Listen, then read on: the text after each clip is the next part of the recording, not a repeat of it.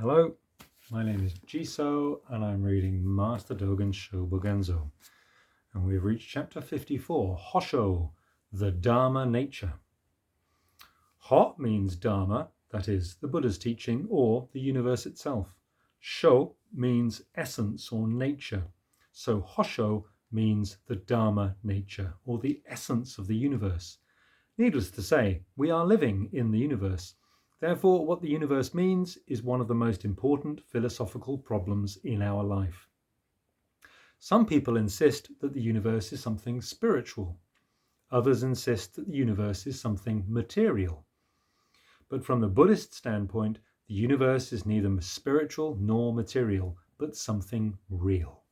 It is, however, very difficult to express the universe as something real using words, because reality usually transcends explanation with words. Master Dōgen undertook this difficult task in order to express the nature of the universe in this chapter. When we learn in practice, sometimes following the sutras and sometimes following good counselors, we realize the truth independently without a master. Independent realization without a master is the working of the Dharma-nature. Even the innately intelligent should, without exception, visit a master and inquire into the truth. And even those without innate intelligence should, without exception, strive in pursuit of the truth. But what person is not innately intelligent? Each follows the sutras and follows good counselors until arriving at the Buddhist effect, the truth of Bodhi. Remember, getting samadhi as the Dharma-nature from meeting the sutras and good counselors is called the innate intelligence. Getting samadhi as the Dharma-nature from meeting samadhi as the Dharma-nature. It is to get wisdom that has abided from the past. It is to get the three kinds of illumination. That's knowing past lives, supernatural vision, and ability to end the superfluous. It is to experience the supreme truth of Anuttara Samyak Sambodhi. It is to learn innate intelligence from meeting innate intelligence.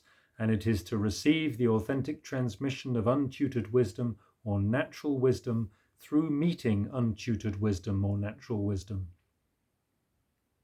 If we were without innate intelligence, even if we met the sutras and good counselors, we could not hear the Dharma-nature and could not experience the Dharma-nature.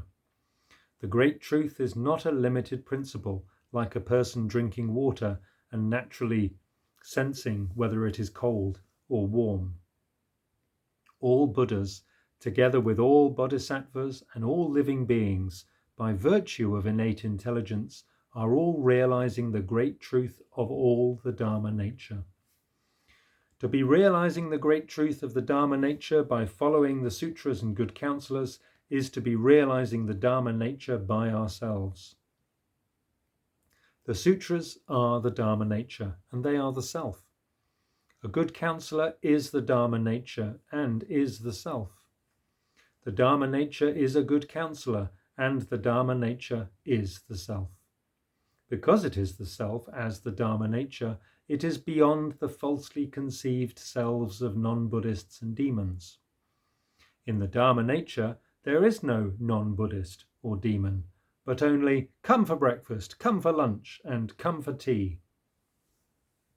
Nevertheless, when people who call themselves 20 or 30-year veterans witness discussion of the Dharma-nature, they stumble on through life in blank oblivion. They climb upon the master's round wooden chair, claiming to have become satisfied with monastic life. But when they hear the sound Dharma-nature or catch a sight of Dharma-nature, their body and mind, object and subject, usually just bob in a pit of confusion. Their state is such that they deludedly imagine that after the triple world and the 10 directions which we are experiencing in the present have suddenly dropped away, then the Dharma-nature will appear, and this Dharma-nature will be other than the myriad things and phenomena of the present. The true meaning of the Dharma-nature can never be like that. The universe of things and phenomena and the Dharma-nature have far transcended discussion of sameness and difference, and have transcended talk of disjunction or union. Because they are beyond past, present, and future, beyond separation and constancy, and beyond matter, perception, thought, action, and consciousness, they are Dharma-nature. Footnote on beyond separation and constancy means materialism and idealism, the two key aspects of viewing the universe. Zen Master Baso Daijaku of Kosei in Koshu says, all living beings, for countless kalpas, have never left samadhi as the Dharma-nature. They are always in the reality of samadhi as the Dharma-nature, putting on clothes and eating meals, speaking and conversing, the working of the 6 sense organs, and all actions are totally the Dharma-nature. The Dharma-nature expressed by Baso is the Dharma-nature expressed by the Dharma-nature. It experiences the same state as Baso, and he is in the same state as Dharma-nature. Having heard, how could we fail to speak? The Dharma-nature is riding on Baso. People eat meals, and meals eat people. Since the beginning of the Dharma-nature, they have never left samadhi as the Dharma-nature. After the Dharma-nature, they will not leave the Dharma-nature. Before the Dharma-nature, they did not leave the Dharma-nature. The Dharma-nature and countless kalpas are samadhi as the Dharma-nature itself. We call the Dharma-nature countless kalpas. That being so, this place, here and now, is the Dharma-nature, and the Dharma-nature is this place, here and now. Putting on clothes and eating meals are samadhi as the Dharma-nature putting on clothes and eating meals. The Dharma-nature as clothes is realized. The Dharma-nature as meals is realized. The Dharma-nature as eating is realized, and the Dharma-nature as dressing is realized. Without putting on clothes and eating meals, without speaking and conversing, without the working of the 6 sense organs, and without performing of all actions, we are not in samadhi as the Dharma-nature, and we have not entered the Dharma-nature. The realization of these words of the immediate present, handed on by the Buddhas, arrives at Shakyamuni Buddha, and authentically transmitted by the patriarchs, it has arrived at Baso. Handed on in the authentic transmission from Buddha to Buddha and from patriarch to patriarch, it has been authentically transmitted to samadhi as the Dharma-nature. The Buddhas and the patriarchs, without entering it, cause the Dharma-nature to be a state of vigorous activity. Though literary Dharma teachers have the word the Dharma-nature, it is not the Dharma-nature expressed by Baso. Effort by living beings who never leave the Dharma-nature to be utterly beyond the Dharma-nature, even if the effort is successful, is 3 or 4 fresh instances of the Dharma-nature.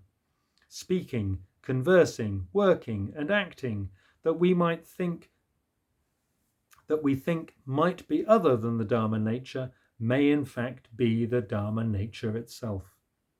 The sun and moon for countless kalpas have been the instantaneous passing of the Dharma-nature. So they are in the present, and so they will be in the future. When seeing the quantity of the body-mind as the quantity of the body-mind, we think of it as far as from the Dharma-nature. This thinking is the Dharma-nature itself. When not seeing the quantity of the body-mind as the quantity of the body-mind, we think of it as beyond the Dharma-nature. This thinking is the Dharma-nature itself. The thinking and the not thinking are both the Dharma-nature. Those who understand that have been called the nature. Water will not flow, and trees will stop flourishing and withering. Are non-Buddhists. Sorry, I've lost that sentence.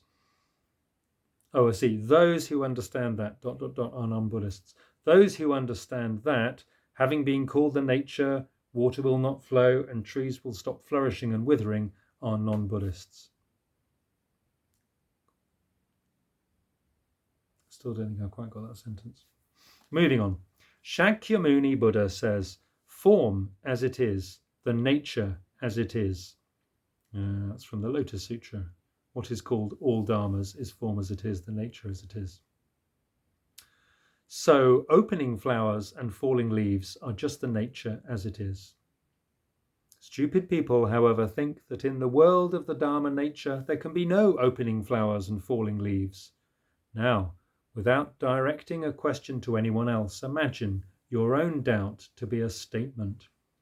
Treat it as the assertion of another person and investigate it 3 times over, and you may find that you are rid of it already.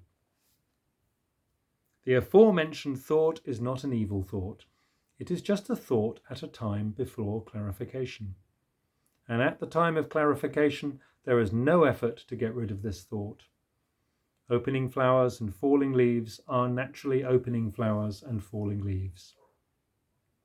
Thinking in which it is thought that in Dharma-nature there can be no opening flowers and falling leaves is the Dharma-nature itself. It is thinking which has got free of conceptualization. And for this reason, it is thinking as the Dharma-nature. Total thinking and thinking about the Dharma-nature has such features. Basso's expression, the whole is the Dharma-nature, truly is 80 or 90% of realization. At the same time, there is much that Basso has not expressed. Namely, he does not say that all Dharma-natures do not depart from the Dharma-nature. He does not say that the totality of all Dharma-natures is the Dharma-nature. He does not say that all living beings do not depart from being living beings. He does not say that all living beings are in a small part of Dharma-nature. He does not say that all living beings are in a small part of all living beings. He does not say that all Dharma-natures actually exist as a small part of a living being. He does not say that a concrete half of a living being is a concrete half of the Dharma-nature. He does not say that the state without living beings is the Dharma-nature itself. He does not say that the Dharma-nature is beyond identity with living beings. He does not say that the Dharma-nature has got rid of the Dharma-nature. And he does not say that living beings are free of living beings. We can hear only that living beings do not depart from samadhi as the Dharma-nature. He does not say that the Dharma-nature cannot depart from the samadhi of living beings. There is no assertion that samadhi as the Dharma-nature leaves and enters samadhi as the state of living beings. Still less have we been able to hear that the Dharma-nature becomes Buddha, or to hear that living beings experience the Dharma-nature, or to hear that the Dharma-nature experiences the Dharma-nature. There was no expression about the non-emotional not leaving the Dharma-nature. Now I would like to ask Basso, what is it that you call living beings? If what you call living beings is the Dharma-nature, the state is, this is something coming like this. If what you call living beings is living beings, the state is, to describe a thing does not hit the target. Speak at once. Speak at once. Shōbōgenzō Hosho preached to the assembly at Kippo Temple in Eshu at the beginning of winter in the first year of the Japanese era of Kangen, 1243.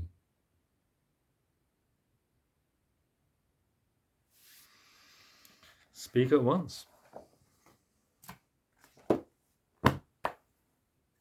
Thanks for listening. Take care.